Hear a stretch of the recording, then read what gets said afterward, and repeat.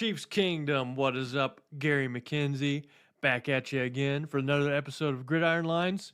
You may notice my camera looks a lot better. I have a new pop filter. I upgraded my setup. That is true. So, due to internet problems, I am recording locally. I got a software to do that for me, and so I can do picture in picture. So, this is wonderful. We're not really losing anything. And today's video, we're going to talk about the Chiefs roster before or just after the regular season ended, after the Super Bowl, and after the draft. So I'm comparing what the Chiefs have done on the offensive side of the ball after the regular season ended in 2022, and then after the draft. So how have the Chiefs improved? We'll start with the quarterback position.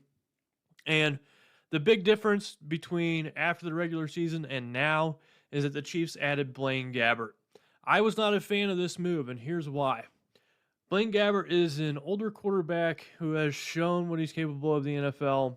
And I don't really want to spend all this time knocking on Blaine Gabbert. The main reason I don't like Blaine Gabbert is because I'm selfish and I like Shane Buechele. And the reason I like Shane Buechele is because he's younger, and I think he has the greatest potential, or a greater potential than Blaine Gabbert, to potentially generate a future draft pick for the Chiefs. What do I mean when I say this? Well, back whenever Andy Reid was coach of the Philadelphia Eagles, he had a quarterback named Kevin Kolb.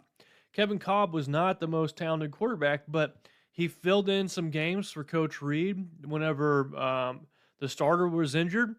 And what do you know? He was able to get a second or third round pick from the Arizona Cardinals. So the Eagles traded him after he played some good games for the Eagles, and they got draft capital back. So my hope for the Chiefs' second string quarterback would be a player who could do that. A player who could fill in during week 18, say if the seeding's already settled for the Chiefs. Or a player who could fill in if, God forbid, Patrick Mahomes gets hurt. And so I think that the Chiefs should be looking at players like this either in the later rounds of the draft or undrafted free agents or other quarterbacks who maybe had got overlooked on other teams. They can bring them in and give them a chance. And maybe that quarterback goes all Matt Flynn on the last week of the season, and the Chiefs can trade him for, a third, fourth, or fifth round pick. And those are extra picks the Chiefs can use to trade up in the draft to get players that they like, and so on and so forth. So this is why I like Buechele better than Gabbert, because I believe Buechele has more potential to do that than Blaine Gabbert does. And honestly speaking, there's no NFL team that's going to trade for Blaine Gabbert because they've already seen what he's done as a starter. And let me tell you, it hasn't been pretty. Granted, I think Coach Reid can get more out of Blaine Gabbert than any other coach has done so far in the NFL. So I don't hate the move. I just don't love it. I don't love the move. But the Chiefs quarterback position coming out of the regular season last year, I would give them an A+. Obviously, they have Patrick Mahomes on the team. And Patrick Mahomes, just from the eyeball test, I think is the greatest quarterback who's ever played in the NFL. And just watching him play, the numbers he's put up, the greatest player I've ever seen. I've never seen a better quarterback than Patrick Mahomes play the game of football. And it just gives me goosebumps sometimes to know and think that he's on the Kansas City Chiefs. All the years that I watched terrible quarterback play, Steve Bono, Elvis Gerback, who had his moments, but extremely frustrating in the playoffs. Tyler Thigpen, who I loved, who doesn't love Thiggy, but let's be honest, he was never going to be all pro. Tyler Palko, Brady Quinn, the dog days of Matt Castle. All these quarterbacks I grew up watching, the failure that I had to endure, all of it was worth it to get Patrick Mahomes. I still cannot believe he's a Chief. And, the Chiefs have the greatest quarterback who's ever played the position. And I think that the only player you might be able to argue who was more or equally impressive would have been a player like Otto Graham, who played in the 1940s and 50s. That's how rarefied air Patrick Mahomes is in. And so Chiefs had an A+ at the quarterback position after the Super Bowl. They have an A+ at the quarterback position after the draft. No change there. They've got Mahomes. They're set. Moving on to the wide receiver position. So this is interesting for the Chiefs. After the Super Bowl, they lost Juju Smith-Schuster, who was probably their most reliable wide receiver in 2022. They ended up picking up 3 wide receivers after the Super Bowl and between the Super Bowl and now. One of them was Rashee Rice, who's my draft crush. I like Rashee Rice quite a bit. And the other two the other two were more veteran players that have some experience. One of them was Richie James, who I think is an interesting piece for this wide receiver unit. He can contribute. And then the return of Justin Watson, who was another interesting piece. The Chiefs decided to sign him to another year, bring him back for 2023, and he can compete. But looking at this wide receiver position, they have 12 wide receivers on the roster currently. That's excluding any undrafted free agents that come in. And so the Chiefs are playing the numbers game here. And if you look at this Chiefs roster, especially at the wide receiver position, you have Kadarius Toney, Sky Moore, Rashee Rice, Cornell Powell, Ty Freifogel, and Justin Ross, and Jarian Ely. This is 7 young wide receivers who are relatively talented. So the Chiefs have a lot of upside and a lot of numbers. They're playing the numbers game. What is the likelihood that one of these 7 receivers pans out and can start for this team and play meaningful minutes? I'd say it's pretty high. I'd say it's pretty likely that one of these 7 players ends up playing for the Chiefs, playing meaningful downs, contributing to the team. And, you know, I think 1 out of 7 is reasonable, but if the Chiefs can get 2 out of 7 or 3 out of 7, that's even better. So, as Kadarius Toney is Kadarius Toney a legitimate number 1 wide receiver? Talent-wise, I think you'd have to say yes. But health-wise, durability-wise, I think you have to say no. So it's going to be interesting to see how the Chiefs choose to use Toney. Hopefully he stays injury-free, and I think if he does stay injury-free next year, then yeah, he's going to put up huge numbers. But if he gets hurt, it could be a rough season for the Chiefs' offense. But I also think that players like Rashee Rice and Sky Moore, and even Justin Ross can step up for this Chiefs offense and fulfill a role on this team. So there's 3 young wide receivers, and the Chiefs are playing a numbers game, hoping that one of these players pans out to be wide receiver 1, and then another one pans out to be wide receiver 2. I think with 7 guys, there's a good shot of that happening. But with the additions the Chiefs made between the Super Bowl and now, after the Super Bowl, losing Juju Smith-Schuster, I would have given the Chiefs wide receiver group a grade of C-. They didn't have really a true number 1. Toney was kind of the de facto number 1. I really like Toney's game, but I think he's a piece and not, the whole meal, so to speak. After the draft, up to this point in time in the season, I would give this wide receiver grouping a grade of C+. So they moved from C- to C+, and this group has a lot of potential. So if they were my student in one of my classes, I would say, you have a C+ now, but I honestly think that if you put in the work and a couple things go your way, you could be an A-, and that's very doable for this group. So we'll see. Right now I have them at a C+. They did improve between the Super Bowl and now, which is good, but I give this wide receiver group a C+. Tight end group, this one is going to be the easiest group of all. Travis Kelce leads this group. One of the most underpaid players in the NFL, in my opinion, in terms of dollars per reception, dollars per receiving yard. He is on a team-friendly deal, and I don't think Travis Kelce gets enough credit for his team-first attitude.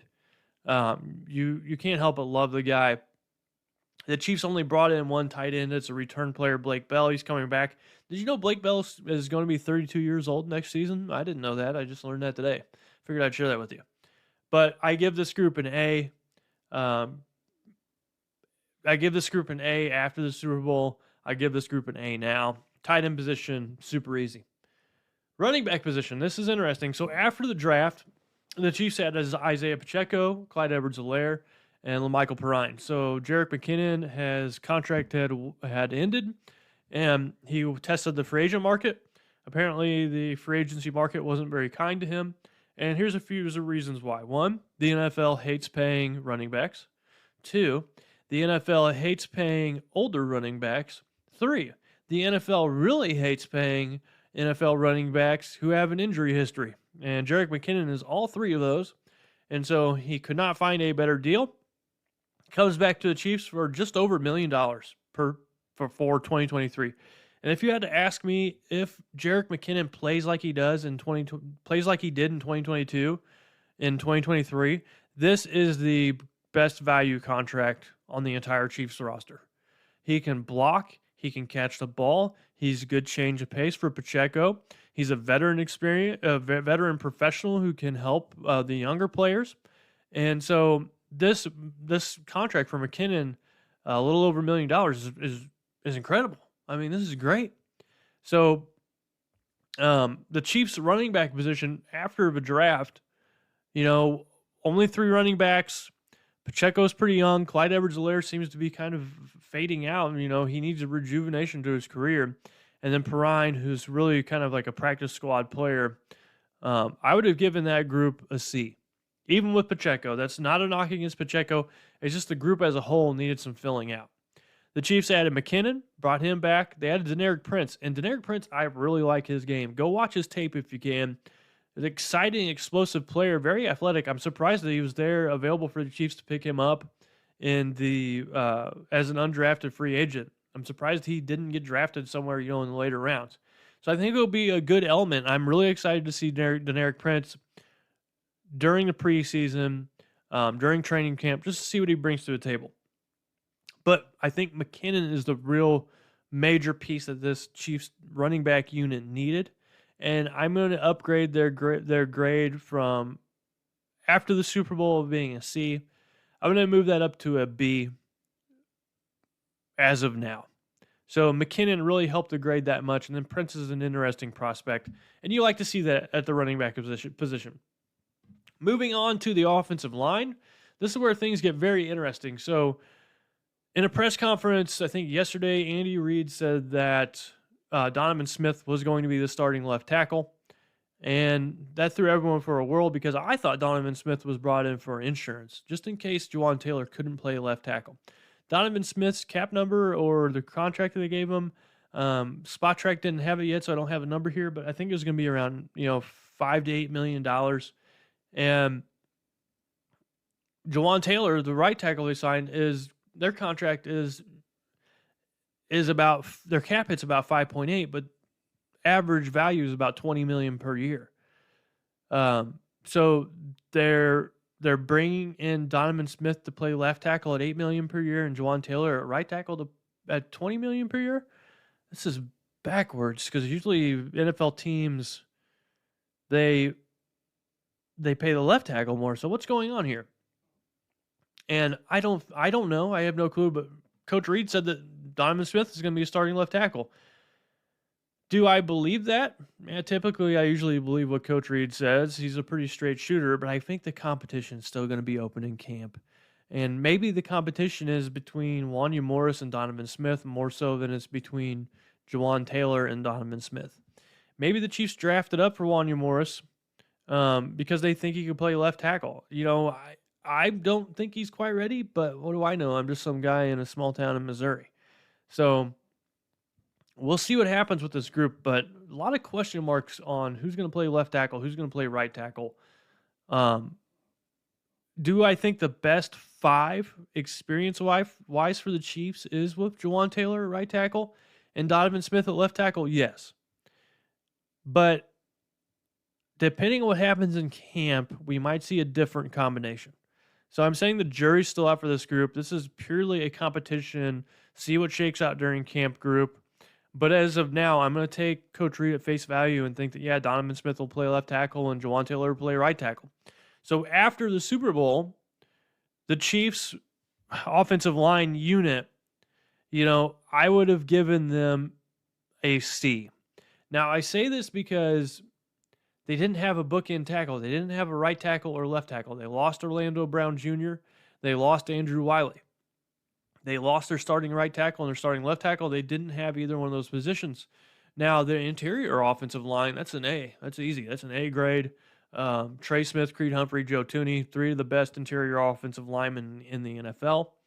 And Brett Veach in the offseason brings in Jawan Taylor, brings in Wanya Morris through the draft, and then brings in Donovan Smith. So there's the 3 new additions. And because they're able to get bookend tackles, one of them somewhat questionable, but they legitimately have 4 A grade or top tier starting offensive linemen at the right tackle, right guard, center, and left guard positions. And then Donovan Smith, I'd grade them somewhere around a C. But because, 4 of your offensive linemen are an A grade, I would give this group an A-. I mean, that's a pretty good offensive line. And so they went from a C, no bookend tackles, to an A- grade by my evaluation. And this position group may not be done. They may bring in more players. So with that said, the Chiefs' offensive line had the biggest jump in terms of improvement between the Super Bowl and now. And I think that's what you wanted to see because that was the most important position group for the Chiefs to address on the offensive side of the ball this offseason. But my question for you is, what position group do you think had the best improvement after the Super Bowl, between the Super Bowl and now? Do you agree with me that on the offensive side of the ball, it was the offensive line that improved the most? Or do you think it was another position? What do you think about Travis Kelce's contract? Do you think it's one of the most valuable contracts in the NFL? Also, let me know in the comments any other notes you want to add for me. Once I get used to this new recording software, I'll start doing the fan shoutouts again. But really appreciate your all's time. If you like what you see here, if you like this new content, or you like the new video setup, the new pop filter so my P's don't sound so punchy, let me know in the comments as well. And make sure that you hit the like button too, because, I dedicated a little bit of resources to this setup. So, hit the like button if you could. And if you haven't done so yet, subscribe too. But that's all I've really got to say. So keep me updated in the comments. Keep me honest in the comments. Really appreciate everyone who does that. And that's all I've got. So this is Gary signing out. And now I just have to find the stop button on this thing. Oh, there it is. All right. Take it easy, everyone. See ya. Thanks for watching this video from the team at RGR Football. Click these videos to see more and subscribe to RGR Football.